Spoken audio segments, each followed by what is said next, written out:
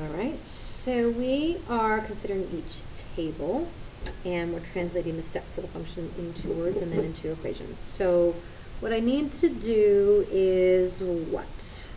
We're just guessing and checking on these. So if I subtract 1, well, if I just divide by something, it's not going to be nice there, so I'm going to have to do something. So if I add a 2 and divide by 3, I would get that. Add a 2 here and divide by 3, I don't get that. If I subtract 1 and divide by 2, so let's see, if I subtract 1 and divide by 2, I would get that. Subtract 1, divide by 2, subtract 1, divide by 2, so that seems to work. And so writing that as equation would be y is equal to subtract 1 and divide by 2. Now, let's go ahead and look at this one here. I don't know why I went out of order here, but I did. So here, if I multiply by 2 and add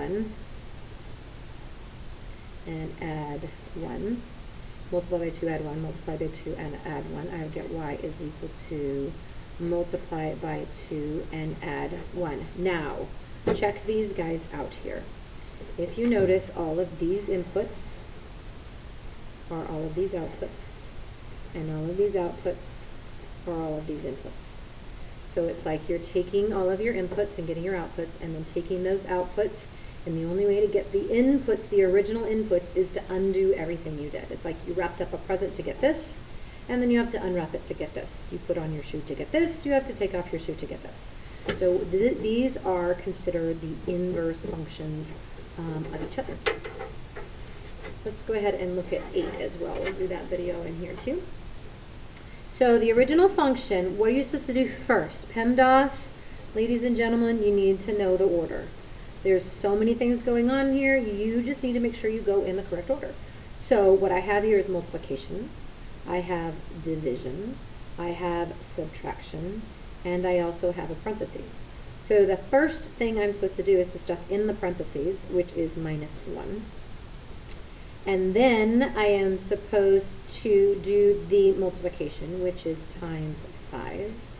And then I am supposed to do the division, which is divide by 4. So to do opposites, I've got to go in the opposite order. And the opposite of divide by 4 is multiply by 4. The opposite of times by 5 is divide by 5. And the opposite of subtracting 1 is adding 1. So I'm going to take my x and I'm going to do all this stuff to it. I'm going to multiply by 4. I'm going to divide by 5. And then I am going to add a 1 to that whole thing. Now I don't really need parentheses there, but I just want to make sure you understand what that means.